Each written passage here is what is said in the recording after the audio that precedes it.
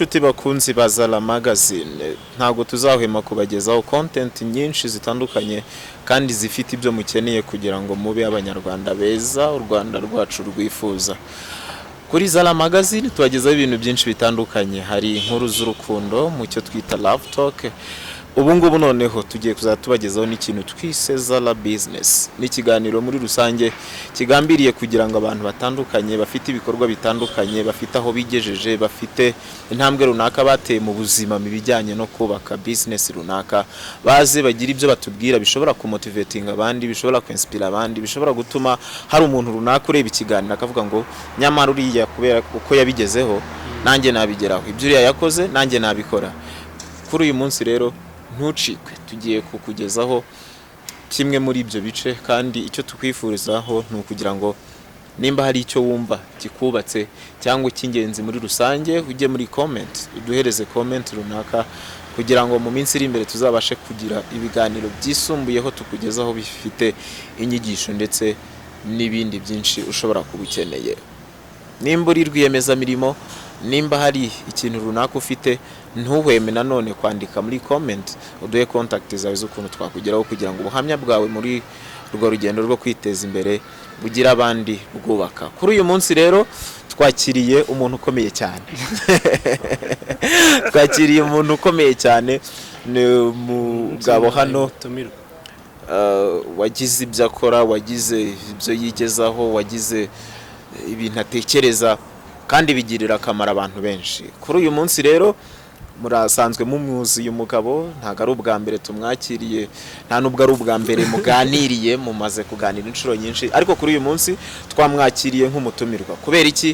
Kubera yuko mu Kinyarwanda turavuga ngo ujya gutera uburezi arabwibanza. Ntago twajya muri Zara business ngo duhere ku bandi kandi nayo atari business ntoya, sibyo wa mugabo we? Ko bimeze utawe. Uyu munsi urabaye umutumirwa, amagambo ni make. Turakwakiriye rero. Ariko mbere yuko tujya ku bindi, wenda badukurikira bo barasanzwe bakuzi witwa Gaetan, ariko ibyo ntago bihagije. Ibindi byiyongera kuri ibyo ngibyo byatuma abadukurikiye bakumenya ku buryo bwisanzuye, yewe bakanamenya urugendo rwawe muri business, Zara magazine, kuki wahisemo ibyo ngibyo. Tugwaye ikaze kugira ngo bashe kumara amatsiko abadukurikiye. Okay, urakoze. Mbere na mbere ndanagushimira kuba wanyakiriye. Ntago ari ibintu biba byoroshye, nanjye numvaga ese ubundi kuba umutumirwa bimeze gute. Nahoraga mbaza abantu, nanjye ubu ngubu noneho reka mbanze numva uburyo kubazwa bimeze sasa. Nkuko wabivuze, nitwa Gaetan. Ndi umusore w'imyaka itari munsi ya 27, bivuze ngo ni 27 kuzamura. Ubwo buri wese bitewe n'uburyo mbona nyine agende yongeraho iyo ashaka, ariko ntago iri munsi ya 27. Uracyari ingaragu. Uracyari ingaragu by'umwihariko. Byagenze ute se? Igihe cyane ntago kiragera, ndacyashakisha ngo ndebe aho bizacamo. Ntacyo utazigaragura mu bibi gusa. Oya, ntago nzigaragura mu bibi, ariko vuba aha ngaho ushobora no gusanga nanjye nibambuye, ugasanga mise nkora akantu. Navukiye mu Rwanda, nkurira mu mujyi wa Kigali, n'ubu ntuye mu mujyi wa Kigali. Nkuko wabivuze rero, wanyakiriye nyine nk'umutumirwa, tugiye kuganira ku bintu bijyanye na mujyi wa Kigali mu karere ka Nyarugenge, Kicukiro, Gasabo. Byanjye nakuriye mu karere ka Nyarugenge tu. Uri umunyamujyi. Uri umunyamujyi. Niho nakuriye ngewe. Bakakubona utwika ngo bagire ngo wabyigiye he. Namenye ubwenge mbona ntuye mu karere ka Nyarugenge, ariko so navukiye. Okay. So ndi umuyobozi wa company yitwa Zara Innovation Group, ikora ibikorwa bitandukanye ariko bifite aho bihurira na showbiz. Ibikorwa byinshi iyo company ikora bifite aho bihurira na showbiz. Ngo abantu bakunze kumva mu biganiro byacu dukora tuvuga Zara Pictures. Nacyo ni kimwe mu bikorwa by'iyo company, ikora tunganya amashusho, amafoto, agakora na film making. Hari Zara Fashion Agency, ikora ibintu bijyanye n'imideri, harimo guhagararira inyungu z'abanyamideri. Donc nako guhagararira inyungu z'abamurika mideri. Hari umuntu wambwiye ngo abanyamideri ngo nibabaho, z'abamurika mideri nyine abantu bamurika imideri, kubakorera management, no gukora imideri. Ngira ngo mu minsi iri imbere muzatangira kubona wenda imyenda iriho brand ya Zara itandukanye, nabo tuzabakira batubwire, nabo muzabakira. Yego. So n'ibindi bikorwa byinshi bigiye bitandukanye, ibyo nibyo by'ingenzi, ariko muri izo department nagiye ngarukaho hakorerwamo ibintu byinshi cyane, ariko bigaruka mu buhanzi, bigaruka muri showbiz, naho ngaho nyine niho business yacu ibumbiye. Hakabamo rero na zaramagazine.com, nayo ni kimwe mu bikorwa by'iyo company. Ikindi buriya ndi umunyamakuru nyine kuri zaramagazine.com mu gisata cy'imyidagaduro, no muri technique njyamo mu bijyanye n'amafoto n'amashusho. Uratwika wa muhungu, si byose sinivuze, ufite ubumenyi buhagije. Remera Gaetan yize he? Afite ababyeyi bombi, avuka mu muryango w'abana bangahe? Okay, na primaire kuvuga ibigo twizo biba bigoye kuko ibyinshi byaranafunze. Iyo waturutse ku ruhara turutse kure. Nize primaire yanjye yose nayize mu Biryogo, école primaire do Biryogo. Yego. Niho nize primaire yanjye yose kuva mu wa mbere kugeza mu wa gatandatu. Biryogo bya Nyamirambo. Hano bamwe bahita mu Rwamara, ariko ni école primaire do Biryogo. Hano mu Rwanda. Nkubaje ngo mu Biryogo bya Nyamirambo nuko no mu Bugesera mu murenge wa Manyara mu Biryogo. Okay, ni mu Biryogo bya Nyamirambo, ni na Biryogo y'Imasaka. Mu Biryogo bya Nyamirambo sinakubwiye ko nakuri Nyarugenge ngewe. Ndi umunyamujyi. So, secondaire nayize troncome, nize ku bigo bitatura bibiri, ariko byose byarafunze. Byose byarafunze, bishatse gusobanura ko ari ibigo bitari bikaze cyane. Impamvu yo kwiga ku bigo biri bitandukanye nuko mu wa mbere nize Kicukiro Kagarama. Sibyo ushatse kunjyana mu mateka. Kasimu warabizi hose aho hose ndi kukubwira. Kasimu twabaga turi mutaharambye. Mu wa mbere twagiye gushaka ikigo Kicukiro Kagarama. Ibaze nyine umuntu utuye hano i Nyarugenge mu Rugunga kujya kwiga mu Kagarama, ntakubeshye ntabwo ngiye kwirarira kuri kamera. Umwaka wose twawumaze tugenda n'amaguru, twakoraga urugendo rw'isaha n'igice kugira ngo tugere ku ishuri, ubwo no kugaruka isaha n'igice. Urumva rero mukuru wanjye wari warancutse tujya kwigayo, urumva yahise anadusigayo. Urugendo rwaraturiye umwaka, abanza ari nayo mpamvu umuntu no kubyibuha byanze. Baze kumara umwaka wose ukora urugendo rw'amasaha 3 ku munsi ugiye kwiga. Nizamvune z'abahanzi. Nizamvune. Urumva umwaka ushize turavuga ati aha hantu ntabwo twasubirayo. Murarekrasa. Twita turekrasa mu wa kabiri no mu wa gatatu twize kureteri. Hane Gikondo. Nayo yarafunze. Urumva twagiye twiga ku bigo superieur mukomereza. Superieur nayize muri apape. Muri apape Hane Gikondo. Mu biki? Nize computer science and management. Ahise birajya gubira. Nashakaga kumva ukuntu biri buze guhura na showbiz n'iki na ariko noneho nshobora kubyumva kubera yuko technique n'ibiki byose. Nushyiramo computer science harazamo n'ibindi byinshi.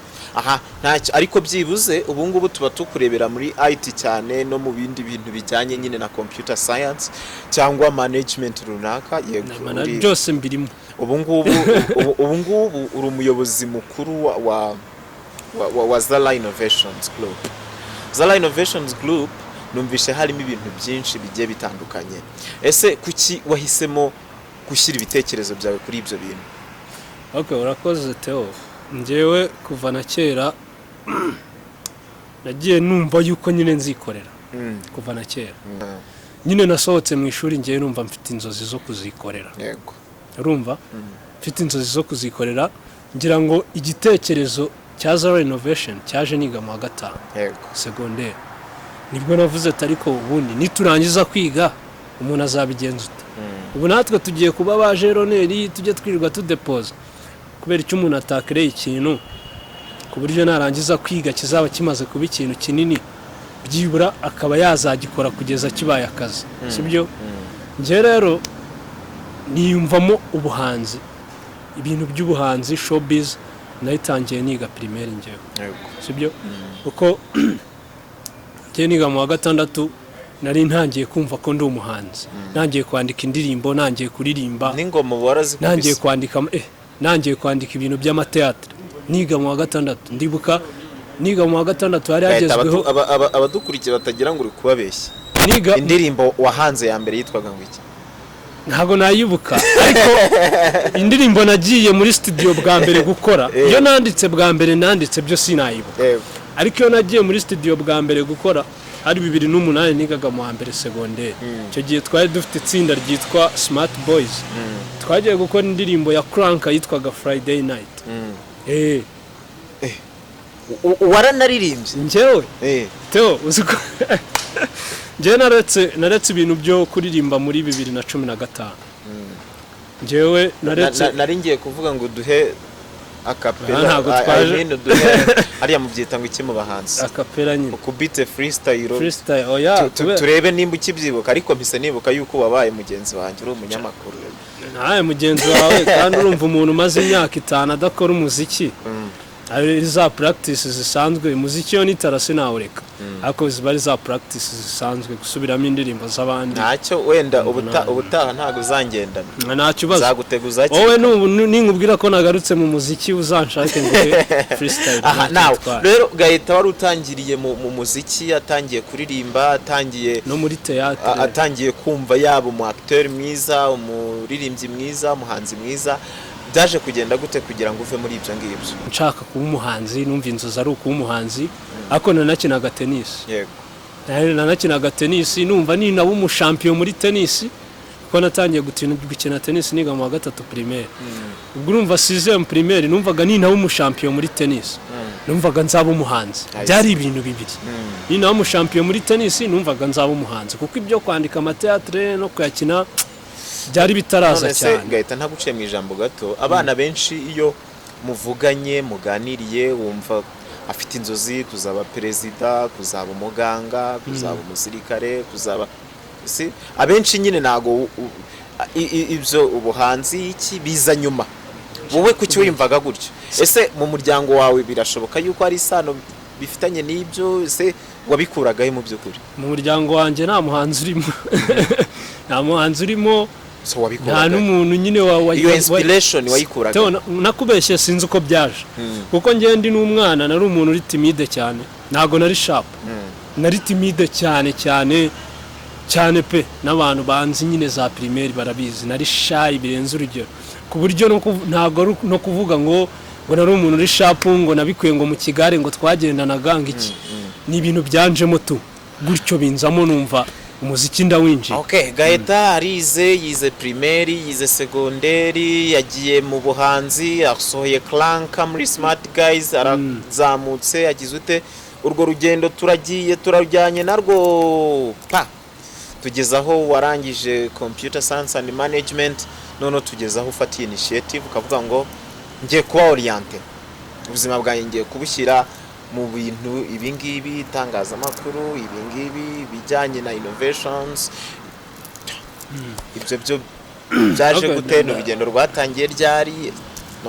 Kuko ubu ndimo ndashaka ko tugera ubu ngubu turi muri Zara business.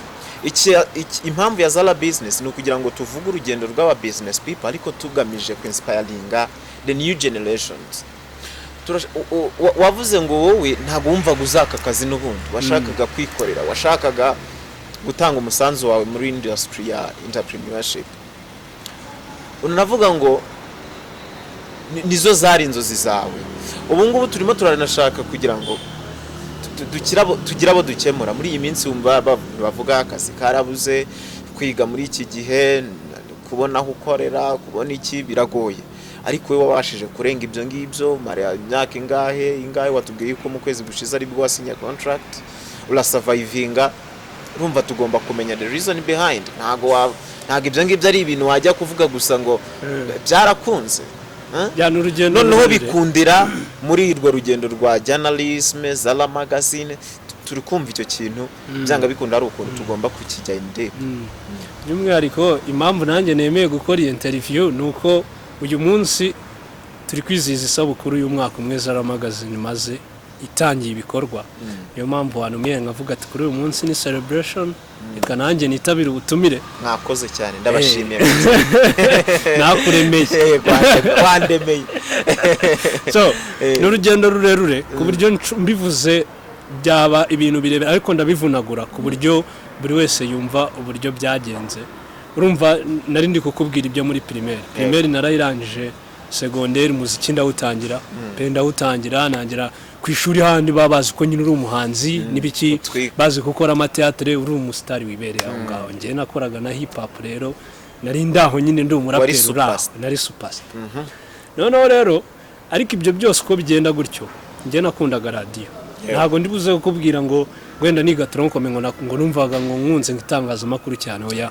nakundaga radio nakundaga kumva radio amakuru y'imikino amakuru y'imyidagaduro nimba ari n'ikintu napfuye na muzeho wanjye cyane twapfuye radio ye mu icyo gihe byari nyine muri iyo myaka za 2009 na 18 gutyo na 11 gutyo kugeza twapfuye radio y'inshuro nyinshi kuko weekend ngiye nagombaga kumva ibiganiro by'imyidagaduro urumva hari hagezweho za Sunday night na za Star Forum nibyo biganiro icyo gihe byari biri hit kandi byabaga mu masaha y'ijoro za 3 kugeza saa 6 ze rero yajya kuryama nkamubwira ati nsigira radio nyumva rimwe na rimwe akanaye nyuma akambwira ati jya kuryama ubundi wiga ryari nyine nkakunda radio nkakunda kumva radio amakuru nk'abanyafite abanyamakuru bose nkaba mbazi urumva ngeze muri superieur ndavuga ari kundi ngiye sinawe umunyamakuru numva noneho byo gukunda radio ntangiye kubirenga kuko urumva tronkome nari mfite inzozi zo kuba umuhanzi numva naba umuhanzi nkavuga ni nawo umuhanzi nzaho umukinnyi wa tennis ukomeye niki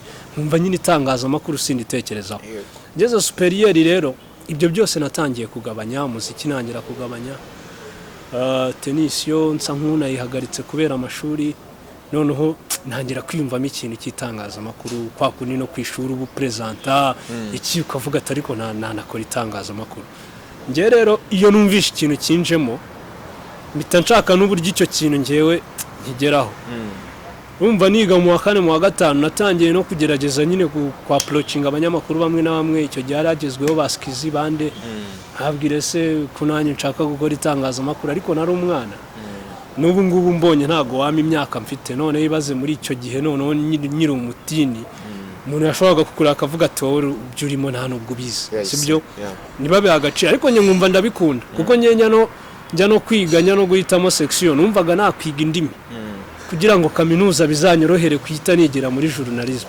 urumva papa arambwira ati jya muri technique by'itangazamakuru bireke no kuvuga ngewe ngeze muri tronkome nibwo natangiye kumva yuko ngomba kuzaba n'umunyamakuru kwanza urumva kandi ngomba no kubyiga ariko nyine umubyeyi ama orientation ndagenda ariko ngakomeza ngakunda itangazamakuru nyine ndinda ndangiza superieur ibintu byose mbona biri kwanga urumva gukina filime mbona biri kwanga umuziki mbona biri kwanga kubera ubushobozi tennis yo naraparitse itangazamakuru nyine ni kwa kurikunda ariko nta muntu wakugirira icyizere ngo aguhe mikoro ndinda ndangiza ibintu bikiri aho ngaho ariko nyibyirukamo tu noneho rero biragenda ariko ubwo mu wa 5 nkuko nabikubwiye nari naramaze gukreya group ikora ibintu by'ubuhanzi filime teatre twika mu kigo ariko nje target mfite ari kuvuga ngo iki kintu ndashaka izaba kazi iyo group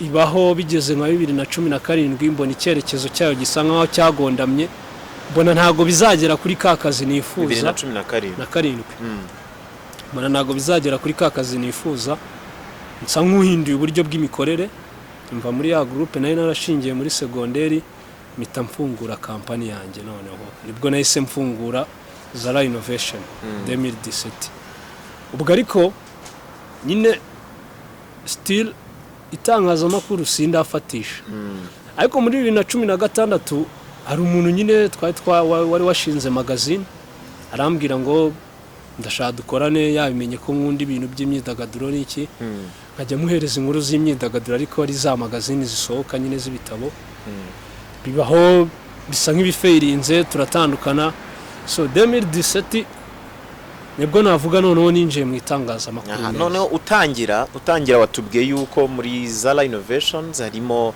fashion, harimo pictures, harimo zalamagazine.com, yewe ubu harimo nino Zala Magazine TV dukorera.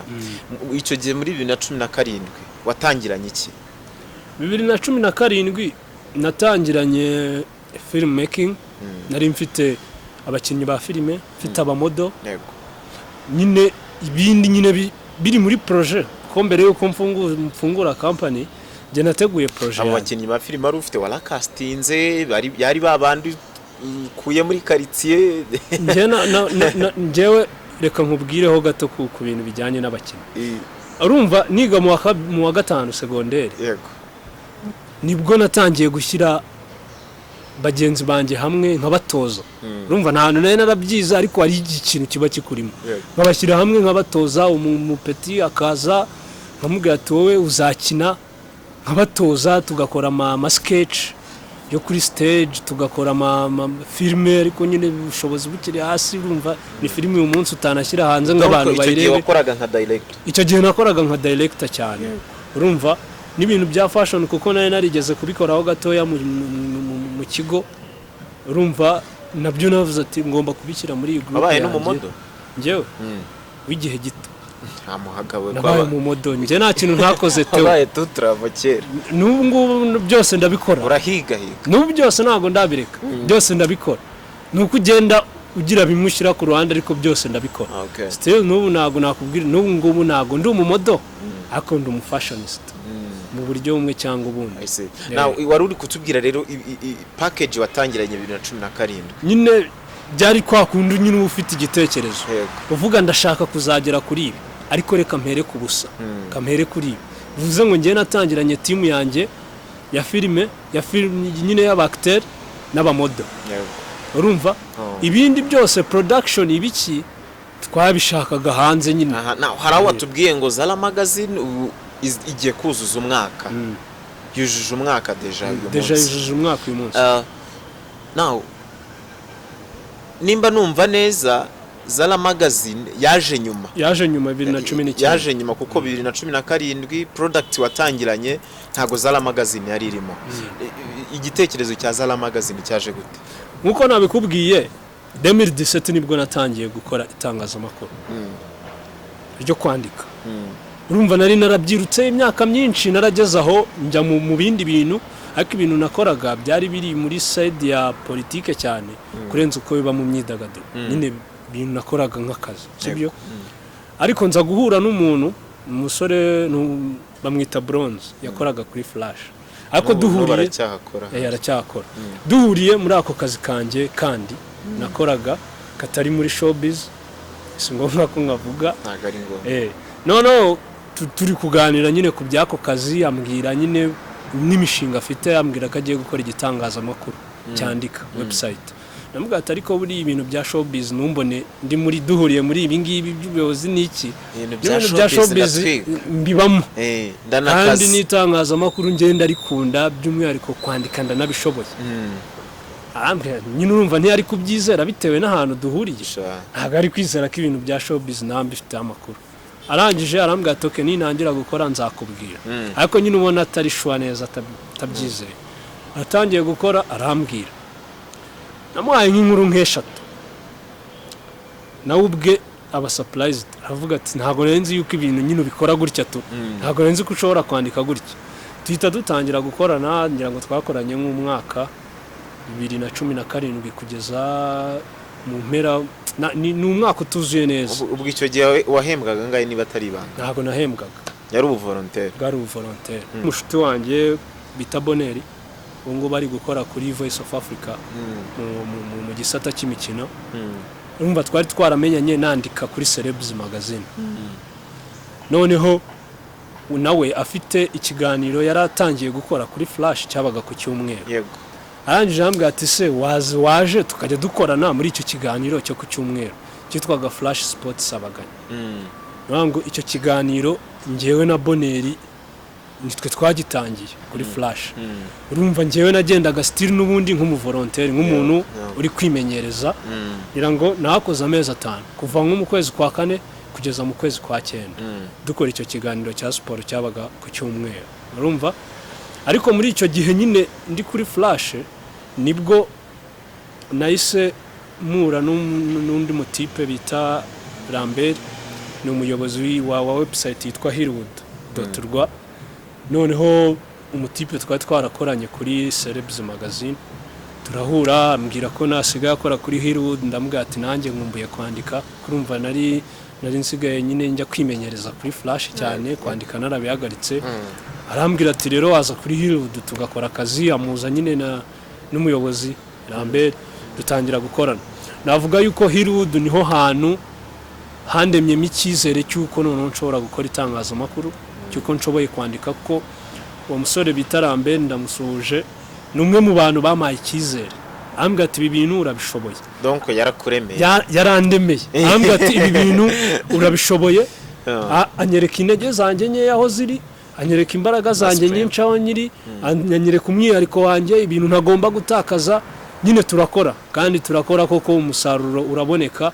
Noneho by'akarusho nyine we yanshyize muri condition nziza.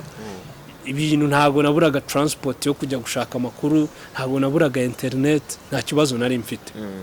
Hirwood narahakoreye, ndahakora, cyizere kiraza, menyana n'abantu benshi, nkandika inkuru ku bantu benshi, bakambwira ati inkuru ni nziza. Ngo akazi nakoreye kuri Hirwood katumye nigirira icyizere, numva yuko nshoboye kwandika. Yego. Numva yuko n'igitangazamakuru icyo ari cyo cyose cyo mu Rwanda cyandika, numva yuko nagikoraho kandi ngatanga umusaruro. Urumva rero kuri uko gukora kuri Hirwood, urumva nari nsanzwe mfite company yanjye, n'ubundi still iri mu myidagaduro. Urumva muri plan yanjye nge Zara itangira buriya nari mfite umushinga wanditse kabisa, n'ubu nakwereka. Byari ibintu byanditse, nari nzi ngo studio turashaka kuzatunga studio, turashaka kuzatunga atelier, turashaka kuzatunga igitangazamakuru. Byari ibintu byanditse 2017. Nari mbifite, nari mbizi ko ibyo bintu ariho ndi kugana. Urumva Zara yatangiye nzi icyerekezo ndimo. Urumva rero maze kwigirira icyizere mu itangazamakuru, urumva experience y'imyaka 4 nari maze kwimenyereza ahantu henshi, yaba kuri radio n'iki. Hirwood noneho bandemamo icyizere, naravuze ati ariko ubundi package mfite irahagije ku buryo nshobora nanjye kwikorera kandi ngakora ibintu byiza, abanyarwanda nkabaha ibintu bakeneye, kuko nari maze kumenya imbaraga zanjye, aho nkwiye gushyira imbaraga. Mbese navuga yuko Lambert hari ikintu mu Kinyarwanda bita kunagura. Ndabizi Kinyarwanda urakizi. Yari amaze kunagura, angiza umuntu noneho ushobora kujya hariya ngakora ibintu noneho byiza. Antuka vraiment nafurahi sana kabisa. Noneho nibwo rero natangiye gutekereza kwikorera. Ndavuga ati ntago ari ibintu byoroshye. Urumva imyaka 3 uri ahantu ubuzi ibizakugora, ubuzi bizakorohera, ubu maze kugira knowledge ku bintu ku kibuga urimo. Ndavuga ati nanjye nakwikorera, sibyo? Nibwo noneho natangiye gutekereza Zara magazine. Urumva Zara magazine nangira kuyitekereza, ntangira kwicara njyewe, iyo ngize ide ntangira kwandika. Kwanza website izitwa Zara magazine, tuzakora kubiki, ni ibiki website yacu izajya yandikaho. Ntangira gutegura umushinga, nshaka amafaranga nyine, nubaka website. Mu kwa 7 itangira gukora, nyine ubwo navuye kuri Hirwood nza kuri Zara. Mu gihe cy'umwaka, n'urugendo rutari ruto, nubwo nanone atari igihe kinini, ariko ntago ari igihe gitoya ugereranije n'utaragira icyo akora uyu munsi. We ari kuri 0. Tutaragira muri icyo gihe cy'umwaka, kuki wahisemo kwita Zara magazine? Se nuko ari ufite Zara innovations? Of course. Kavuga utireka ibintu byanjye bise, ibintu byanjye bihure. Kavuga uti rero ntago ndi bujye kure, uhitamo kuyita Zara magazine. Impamvu rero Theo, njyewe nko nabikubwiye, nta kintu njya nkora kinunguye. Ibintu byanjye ndabiplaning. No kuvuga before yuko kwanza na Zara innovation ibaho, njyewe nari creatinze akantu kameze nk'akamagazine. Urumva kameze nk'akamagazine, ndi kuvuga ngo nzajya nkora, nari narakise the magazine. Ndi kuvuga ataka kantu buryo nshaka kugakora, ndashaka kujya nandika inkuru, nari refeye wenda ku tundi tu magazine.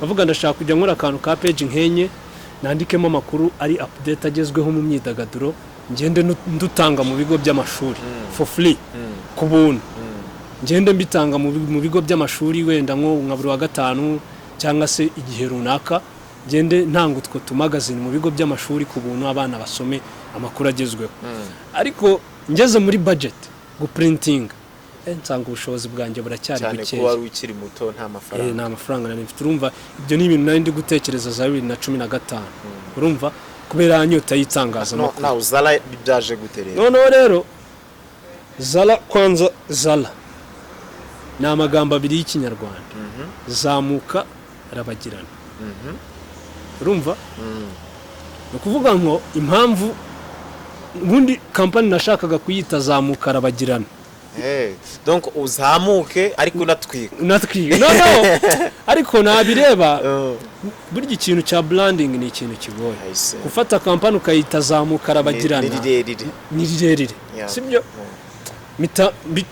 nkora abbreviation ndavuga reka nyite Zala ariko numva Zala naryo ni akantu kagufi ndavuga ngomba kugira kandi kantu nongeraho ndavuga ati rero buriya ikintu cyitwa guhanga udushya ubundi nicyo kintu my boy you are so innovative urumva kugeza ubu ngubu I am sure yuko ari abantu benshi bari muri Zara batanazi yuko ari zamuka arabagirana rero ibingibi kuko abantu benshi iyo banabisomye bashaka kubyitiranya na ya marike ya Zara ahubwo nge nabiromaritse deja namaze kubrandinga Zara nibuka yuko hari Zara abantu umuntu aranyibutsa ati none se iyo nizo ya Zara y'imyenda ndavuga naga ari ya Zara y'imyenda ariko ndavuga nti kubera yuko ari amagambo yanjye y'ikinyarwanda zamuka rabagirana ntago ndi bubihindure ni Zara nta kindi urumva ubwo biranumvikana yuko abantu bari muri Zara banagendera kuri iyo moto bakwiye kuba baharanira kuzamuka kandi bakarabagirana impamvu rero y'aya magambo abiri nayikuye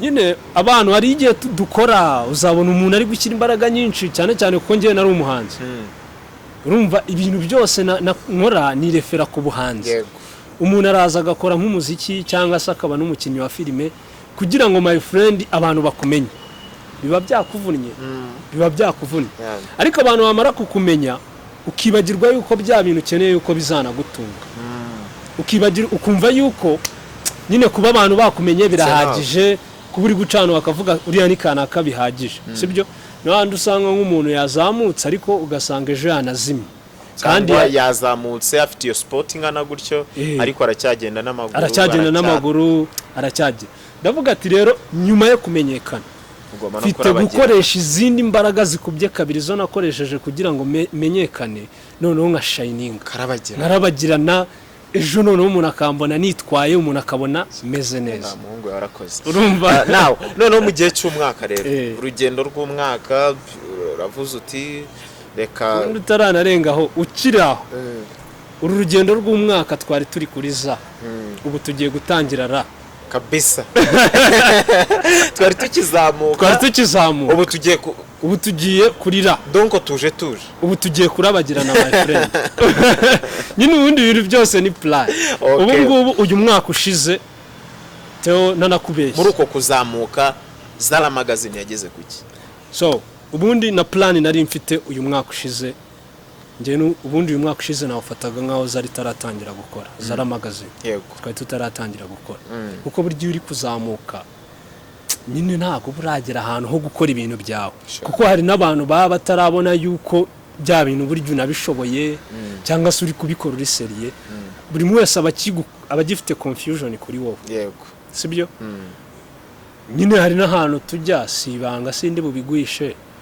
wenda bakanga kuna covering event sibyo bakanga kuna covering event igitangazamakuru cyanyu nitukize sibyo kubera iki nyine ubukiri kuzamuka hari standard batarabona ibikorwa byawe sibyo but ikintu nishimira kugeza ubu cyane atuma nyine nyimbere ya kamera ngavuga ati nacyo ma interview ndayifata nuko itariki nkizi za 2019 itariki 15 z'ukwa 2019 ibintu numvaga byibura itariki nkizi za 2020 nkwiye kuba nageze nka Zara magazine byagezweho byagezweho kuko Theo hari ibintu nka bitatu bishobora gutuma ibintu byawe byihuta.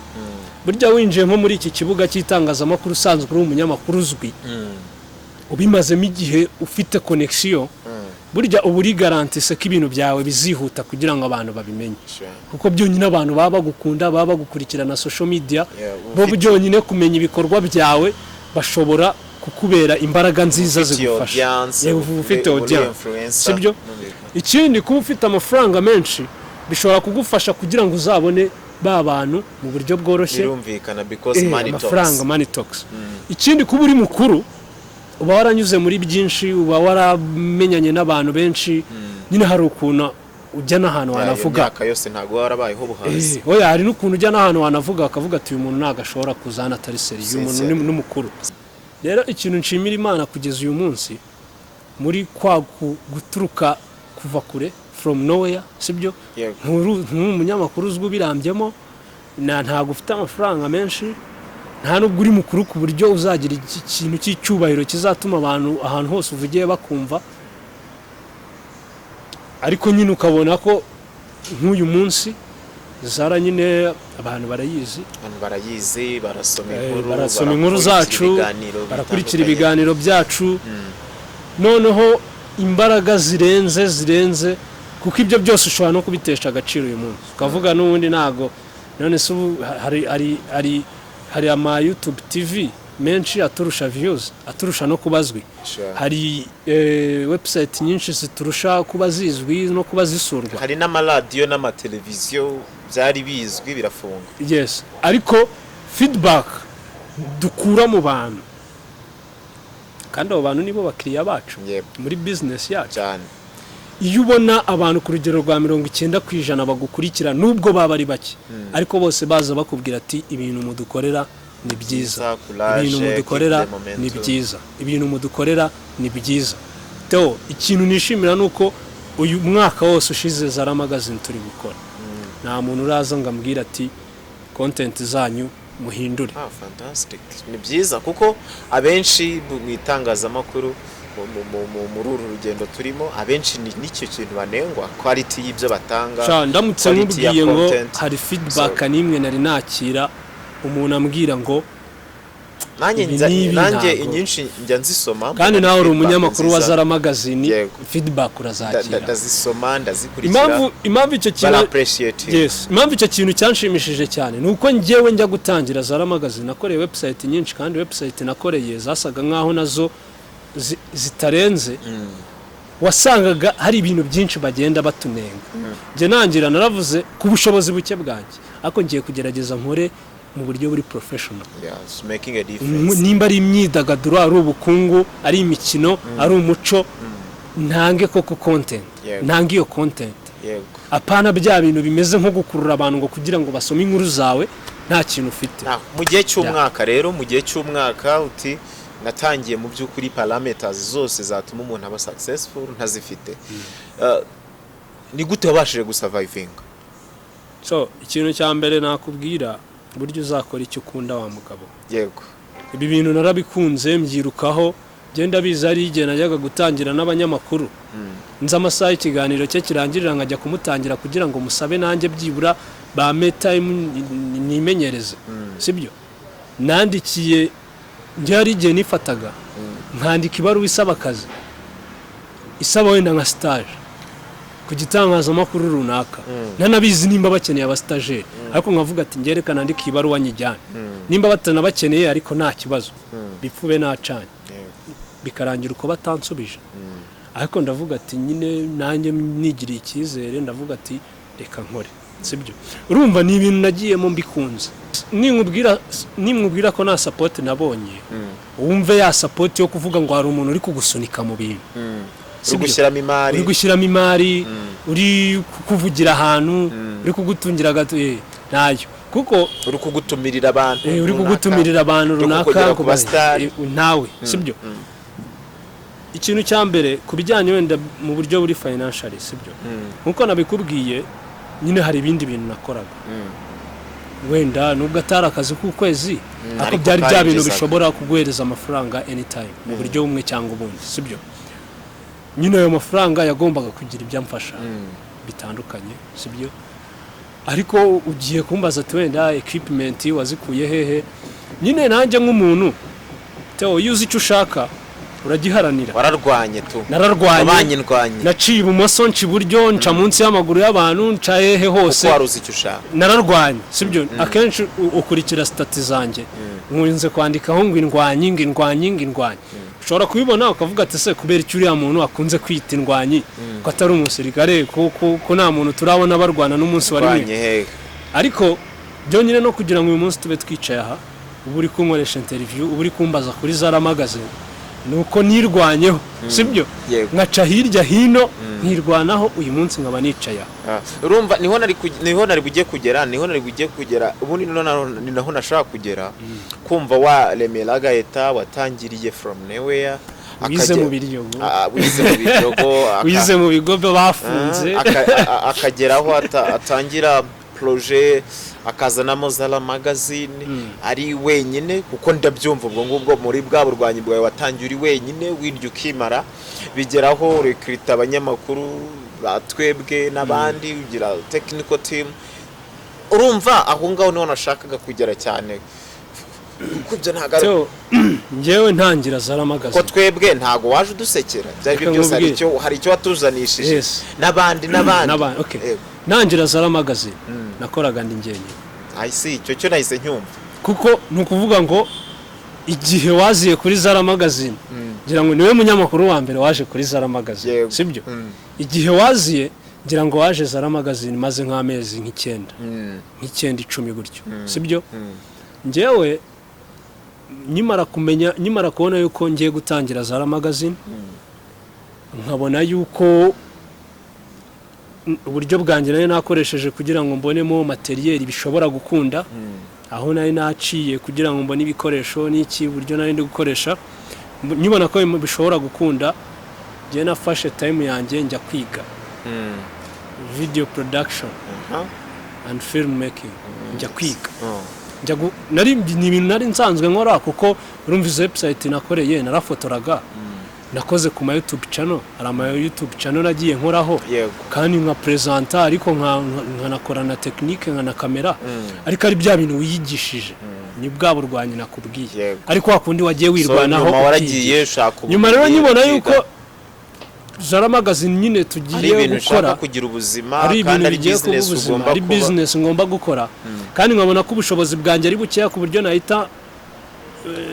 nshaka abakozi nkabahemba naravuze ati byose ngomba kubikora njya kwiga uba byose nabaye byose nagiye kwiga short course y'amezi 3 ndabyiga ndarangiza already Zara magazine yatangiye umva narangije kwiga mu kwa gatandatu Zara magazine tangira mu kwa karindwi bivuze ngo ngewe nakubeshya nituze kubeshyanya tujye tuvugisha ukuri najyaga gukoresha interview umuntu nkani shooting okay so to be clear abadukurikiye wumve ko iyo tuvuga ngo dukavaringa ngo amafoto ngo tugira ibirori ntago ari ibintu twigiye ku muhanda dufite abantu bagiye barabihugurirwa babigiramo ubumenyi wow fantastic najyaga gukoresha interview umuntu nkani shooting mwinstara hari kamera akanda record shooting nkana present rwose so rero kimwe cyo nashakaga ko abadukurikiye bakuramo hano cyane cyane abajene urubyiruko n'abandi batandukanye nuko iyo ushaka ikintu urakirwanirira iyo ushaka ikintu ukora iyo bwabaga kugira ngo kigereho no matter what difficulties no matter challenges wicibwa intege ni n'abantu niki umva yuko ikingenzi no kugera kuri icyo kintu kingenzi ni inzozi wari ufite ujya gutekereza icyo kintu uyu mugabo iyo atahita ku nzozi ze ngo azirwanirire ngo ashiremo imbaraga ntago Zara magazine mubona uyu munsi muba muyumva ngewe mwumva kuri Zara magazine uyu munsi ntago mwari kunyumva yewe n'ibindi by'ingenzi akasi muri kuri kamera n'abandi benshi ubu turi timu ngari ntekereza yuko kuri uyu munsi wa anniversaire twese muzatubona kubera yuko turi proud y'ibyo dukora turi proud y'aho dukora kandi turumva yuko umusanzu tugiye gutanga mu kubaka u Rwanda twifuza ni mugari ntago duteze guhagarara ntago duteze gusubira inyuma now muri urugendo rw'umwaka birumvikana waciye muri byinshi urasavayivinga urabirenga ndavuga uti byanga bikora ndibuka urumva nakoraga ibiganiro byo kuri channel urumva Zara magazine igitangira yicano nabwo nibwo yatangiye yego ngo nayo twayitangiriye hehe anniversaire nimwe twayitangiriye kuri 0 ubwo urumva narwanye no kuboostinga website kugira ngo abantu bayimenye banayisure ndi kurwana no kugira ngo yicano nayo abantu bayimenye banayisure of course tubone n'aba subscribers tubone n'aba viewers n'iki byose ibyo byose nkabikora ndumwe okay nari mfite abantu banje mbizi ko twanafatanya ariko ndavuga nti kuba nta bushobozi bwinshi mfite nzanya abantu muri projet yanjye ugendeye kuko gusa ngo kuko ari undi hafi agendeye ku bushobozi no kucyashoboye bishobora kwangiza icyerekezo cya projet yanjye it's better ngende gake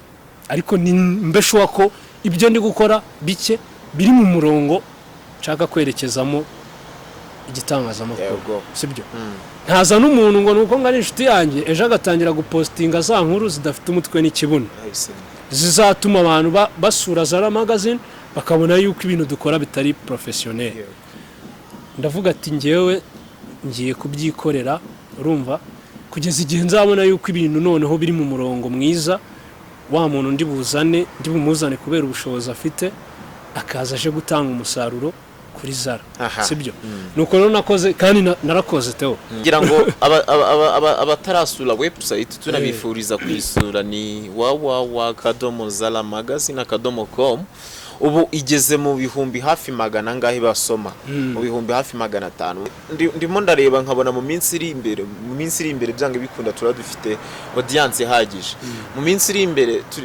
yewe n'ubu ngo abishaka baza bakatugana ubu ngubu dufite audience ku buryo ushobora kwamazaho ibikorwa bikamenywa n'abantu batari bakeya cyane dufite audience kuri YouTube dufite audience ku kinyamakuru dufite twese uko turi abakozi ba Zara magazine dufite IG accounts ziri active zifite followers bahagije dufite Facebook accounts zifite aba followers bahagije numva rero du packaging byuzuye dufite ibintu bihagije vraiment so rero fasha gukora warakoze ariko twerekeza dukubita tubangura tunerekeza ku musozo umukanya wavuze ngo twari tukiri kuri za uburani bwo noneho yajya kuza ubu tugeze kuri da ubu abakurikira zaramagazine.com abakurikira Zara magazine TV tubizeze iki to ikintu cyo nakubwira ubushobozi bwo gukora turabufite kandi ubu nibwo tuje ntabwo bari bakatubonye ubundi nakubeshye ku bwanjye sibyo sino kuvuga ntago bari bakatubonye njyewe uyu mwaka ushize numvaga nyine ni nka kwa kundi ari byari bikijya ku kamwereke nk'uburyo byari bimeze ni nka kwa kundi ugera nk'ahantu ugasanga wenda nka esanseri ari ukuntu zitari gukora ukabona kugira ngo wenda ugere nko muri nivo ya 2 urasabwa kuzamuka esikariye ukabanza ugahagarara ukaresa izi esikariye ndazamuka imwe ndazamuka ebyiri ndazamukira 3 icyarimwe nyine ukabanza ukareba uburyo ugiye kuzamuka cyangwa njye kuri tapiru ubu rero nk'uyu mwaka wose ushize twari duhagaze tukiri kwibaza ariko ubundi ibintu twinjiyemo tuzabishobora ntabwo tuzabishobora ese abantu bari kubyakira gute ese turi kubikora gute ese ubundi ni gute twabikora noneho tukabona abakiriya kuko bari abantu ni abakiriya bacu nibo batuma tubona amafaranga ni gute twabikora abakiriya bakiyongera njyewe ku bwanjye numvaga tutaratangira gukora sibyo nyine twari tukizamuka rero iyo ukizamuka ntabwo uragera ahantu hagarara abantu bakubone ariko ngubu nekereza yuko duhagaze ahantu abantu bari kutubona sibyo duhagaze ahantu bari kutubona yaba YouTube channel yacu ihagaze neza ifite abantu benshi bayikurikirana yaba website ihagaze neza ifite abantu benshi bayikurikirana nimvuga ngo bihagaze neza ntiwumve yuko birenze iby'abandi ariko tugereranyije n'umwaka tugereranyije n'ingufu z'umuntu umwe tunagereranyije n'abatarabitangira ngubu duhagaze neza ku buryo dushobora kuvuga ngo zamuka turayirangije ubu tugiye kuri rabagirana sasa rero abanyarwanda batwitegeho iki by'umwihariko mu mikino by'umwihariko mu myidagaduro ubukungu umuco dufite content zihagije uyu mwaka tumaze dutegura sibyo bimwe batangiye kubibona love talk abantu barayibona kuri channel iriya yo ntuyivuge bamwe na bamwe baranayikunda sibyo the updates aho umunsi ku munsi tuba tubabwira amakuru agezweho mu mikino imyidagaduro kuri channel birahari ngira ngo wavugaga Zara business bigaruka kuri bwa bukungu nyine aho tugiye kujya tuganira na ba rwiyemezamirimo batandukanye tukarebe se byagenze gute ubu ndabatangiriye yego ubu ngumba haye ndabukuru yego urumva ujya gutera uburezi arabwibanze sibyo no kuvuga ngo deja Zara business yatangiye hari n'abandi nyuma yanjye bazaza bakatubwira urugendo rwabo muri business baciye mu yihenzera kugira ngo ba inspiring n'abandi bantu bagira ubwoba bwo gutangira sibyo iyo ni content ihari umuco hari abantu hano hanze baza amateka baza umuco nyarwanda tugiye kubegera dufite abasizi dufite iki byose barahari tugiye kubegera umunsi ku munsi badusangize kugira ngo dusigasire iki wa muco wacu tazaducika sibyo imikino n'imyidagaduro byo rero ubu nibwo ntangiye nibwo nje ya myaka yose wabikoraga ntabwo ya myaka yose nanditse imyidagaduro ntabwo nari nakabikora imwe wayivugaga kuri flash ntabwo ari wakabigira reka ubu nibwo nje kuko ntekereza yuko nko mu mwaka ushize uyu mwaka ushize n'igihe hamagaraga n'umuntu ukamuga ati zaramagaze ni se bimeze bite akumva ntabwo ari gusobanukirwa ubu ni bwije urumva nawe muri icyo gihe cyose rero ntekereza yuko Theo ikindi gihe iyindi tariki nk'iyi y'umwaka utaha nabwo tuzicara tuganire kandi ntekereza yuko bizaba bitandukanye icyo gihe bwo abadukurikira inshuti zacu turabizeza yuko iyo sabukuru tuzayiziza turi kumwe nabo kuko ni intego ntabwo ndi bujye hano kuri kamera ngo mvuge ngo umwaka ushize nayo na setinzi izi ntego zagezweho ngo uyu mwaka ngo dushyizeho izi ntego ariko wowe urazizi n'undi muntu uri muri Zara magazine team arazizi ibyo byose nituzigeraho n'abantu bazaba kandi rega n'abadukurikira babazibona iyo babona dukora umunsi ku wundi bakabona dushyiraho ibiganiro buri munsi ku wundi bakabona content nshya ziraza ubundi bakabona amashusho ntacyo atwaye ubundi normal ntabwo ari ibintu byikora ni ibintu biba bigaragara so ntekereza yuko tugiye gukora iyi ni business nk'izindi sibyo turi muri business abantu nibakunda ibyo dukora ubwo nyine business yacu izaguka business yacu izatera imbere kandi niyo ntego nicyo duharaniye tugomba kubaha ibintu bazakunda bazishimira tutitaye ku kuvuga ngo kuba kwanza tungana gutya turi abasore izo nizo mbaraga za mbere nizo mbaraga noneho tugana ku musozo twakabaye tukubaza ibintu byinshi kubera yuko hari byinshi mu by'ukuri wakabaye bivuga ngo inspiring abantu hari byinshi wakabaye bivuga muri uru rugendo rw'umwaka ariko nanone ntabwo twakwirengagiza yuko igihe tuba dufite nacyo si kinini muri uru rugendo rwose rw'umwaka muri ibi byose twishimira twagezeho muri uyu mwaka nubwo bwose mu kanya nyuma y'ino interview hari ahantu turi bujye tugafeta ni bande ushimira by'umwihariko reka mbere na mbere sinari nabitekerejeho gushima mu bintu natekerezaga wenda ko umwanya uri buze kumpa gushima sinari nabitekerejeho ariko mbere na mbere reka nshimira ababyeyi banjye kubera yuko umubyeyi ni umuntu ukomeye njyewe ndashimira ababyeyi banjye by'umwihariko nshimire n'abavandimwe banjye tuvukana kuko nibo bantu bama motivation umunsi ku munsi banshyigikira Theo nyine uru rugendo ari igihe uruvuga ukagenda nyine bimwe na bimwe ubihisha ariko hari aho ugera ukabona yuko noneho ibintu biranze nyine bababyeyi babavandimwe ukabona nyine barakugobotse tu ntago biba byoroshye umuntu wenda uri muri business cyangwa se uri kubaka business ye nimvuga ibi arahita yumva yuko wenda hari ibyo ntavuze bikomeye sibyo bitari ngombwa n'abakurikira Zara magazine barabyumva bavuze yuko wagiye kwiga filmmaking kamera n'ibiki nta bushobozi wari ufite ibyo byose urumva runaka rwaragiye ababyeyi banjye ndabashimira nubwo batama amafaranga cyane bagira ariko kuba barandeze bakandira ishuri bakambyara bakandira ishuri byonyine bakama n'umugisha nabwira ati ngiye gukora iki bakambwira ati utera imbere musore wacu Imana ikube hafi ni ikintu gikomeye ku mubyeyi. Ndabashimira papa mama n'abavandimwe banjye tuvukana, ndabashimira cyane bakoze ibintu bikomeye kandi baracyanabikora. natwe turabashimiye ko batubyariye umuyobozi mwiza. Undi muntu nshimira, ndashimira umuntu bita Rambere, CEO wa Hollywood.rwa, ni umuntu wambereye nk'urufunguzo muri uyu mwuga w'itangazamakuru. urufunguzo yaranyinspayarinze, nanjye ndamushimiye. navuga man uriya mutipe sibyo inshuti yanjye ni umuvandimwe, ndamwubaha sibyo.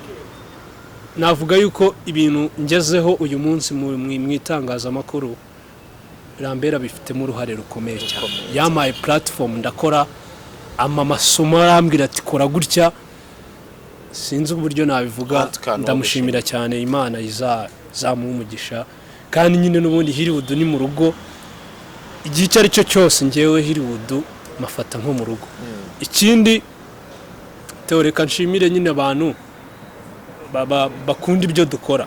Hari abantu badushyigikira umunsi ku munsi, nimba ikiganiro tugisoye akireba akanagisharinga utabimusabye sibyo.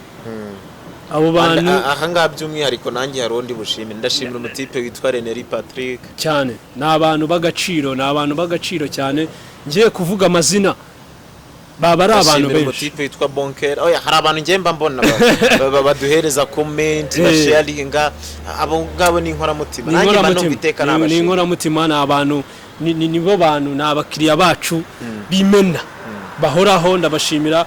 Ikindi reka nshimira izindi timu zanjye, kanshimira abamodo banjye kuko nabo ni abantu tuba turi kumwe umunsi ku munsi basapotinga. Ndashakamo nka babiri bazaze hano, abamodo banjye baretse uzababona. Kanshimire utanda bashaka, reka nshimire abakteri banjye n'abactrice. Ahubwo reka mbasabe mubyeyi muzantumirira abo bantu tuzabagutumirira. Abakteri banjye n'abactrice abo ni abantu, abo bose niko kubwira, abenshi muri bo ni abantu nyine Zara yatangiye bahari. Ko nakubwiye yuko natangiranye timu y'abakteri n'abactrice ndetse n'abamodos. Ni abantu Zara yatangiye na n'uyu munsi tugikorana sibyo. Ngira ngo n'abantu bareba amafilime ya Zara, ngira ngo dufite channel yitwa The Innovation TV icaho filime zacu twakoze, abantu nabo banayijyaho bagasubscribinga. Izo timu zanjye yaba modo yaba abakinnyi ba filime nabo ndabashimira sibyo. Ikindi reka nyine nshimire timu ya Zara magazine team, nshimire Kasimu uri kuri kamera. Ni umuntu nyine my friend, akazi dukora karakomeye sibyo. Akazi dukora karakomeye, afite n'ubumenyi nawe twize hamwe. Erega buriya Kasimu sinzi wenda uzadukoresha ikiganiro ndi kumwe na Kasimu, muri impanga tumeze nk'impanga. Twize primaire hamwe, abatanareba Kasimu cyane anasa n'uyu mugabo cyaguse. Twize primaire hamwe, segonderi ikigo yigagaho segonderi nanjye nakigagaho. Bakwirukana bakamwirukana cyane, hari abantu benshi bari bazi ko tunavindimwe. Ndangije ngiye no kwiga ibi bintu bya multimedia, mvuyeyo narambwira ati ari ahantu ngombe nanjye ngeyo, nawe ajya kwigayo. Bivuze ngo ni umuntu nyine ni nk'umuvandimwe tu, ahantu hose tuba turi kumwe tu. Buriya nawe Zara yatangiye uhari, Zara yatangiye uhari, nubwo nyine igihe cyo kugira ngo nawe uze muri Zara cyari kitaragera, ariko wari uhari. Wari uhari, inama zawe warazimaga. Mbese nanakubwira yuko nka timu dukorana ya Zara magazine ntabwo ari abantu bashya, ni abantu n'ubundi bari abantu banjye, ariko impamvu nikoranye ni uko nashakaga guhereza direction projet. Boni bavuga ati undi muntu azinjiremo, ariko nizeye yuko ahantu projet igeze adashobora kudeviya. Unavuga uti byibuze hano ndi ngenyine nshobora kugenda n'ibirenge nkabyihanganira, ariko ndi naza wenda ntabwo Theo yaza umugabo wubatse ngo mugendeshe n'ibirenge. Urumva ngo Kasimu ngagende n'ibirenge, urumva ikintu ari cyawe kiba ari icyawe. Ushobora kurara udasinziriye kubera ikintu cyawe, ariko ntago biragoranye kundi muntu yarara adasinziriye kubera ikintu cyawe, kereka ari umuvandimwe. So urumva rero guys, ndabashimira. Urumva nk'amezi nkangahe tumaze dukorana, hari ukuntu noneho twahise dukora kandi kazi karenze. Urumva hari ukuntu ibintu byahise biba byiza kurushaho. binama n'icyizere yuko nyine ubu ratuyitangiye tugiye kuyitangira ratumaze igihe tuyitegura ubu noneho tugiye kuyitangira. Ikindi reka nshimira abantu bose nyine bakunda ibikorwa dukora ariko batanatuzi, atari uko ari inshuti zacu, ari uko bakunze ibikorwa. Umuntu akiyangaje akadukunda kandi atatuzi. Ikintu cyose ushaka kugeraho kigomba kukuvuna kandi ugomba kugiharanira, ugomba guca inzira izo arizo zose kugira ngo kigereho. Ikindi kintu nabwira urubyiruko bagenzi banjye, nuzigaye ngo wumve yuko nyine hari ibintu utakora, gushaka ni ugushobora. Ibintu byose bigomba kukuvuna, hari icyo wigomwa kugira ngo bigereho, ariko amaherezo y'inzira burya ni mu nzu. Yego. Nshuti bakunzi ba Zara Magazine TV, turabashimiye cyane ko mwagize uruhare rukomeye mu gukurikira iki kiganiro, kandi n'ibiganiro biri imbere turabashishikariza kuzajya mubikurikira umunsi ku wundi, kubera yuko buri cyose haba hari impamvu nyamukuru yatumye tukibategurira. Muri no Zara Business nkuko twabibabwiye, tuzatubagezaho ibiganiro byinshi bitandukanye, ariko hagambiriwe kugira ngo byanga bikunda mugire ibitekerezo nyamukuru byatuma mutera imbere.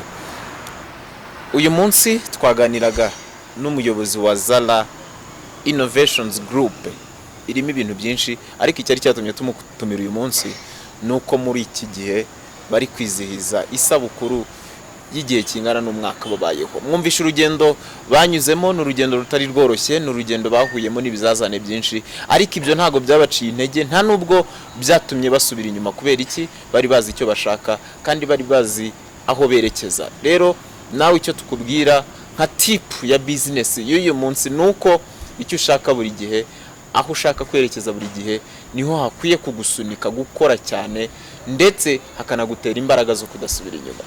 Turabashimiye. Iki kiganiro Zara Business muzajya mugikurikira hafi buri munsi muri kumwe nanjye Ntwari Theophile. Naho ubutaha turabashimiye.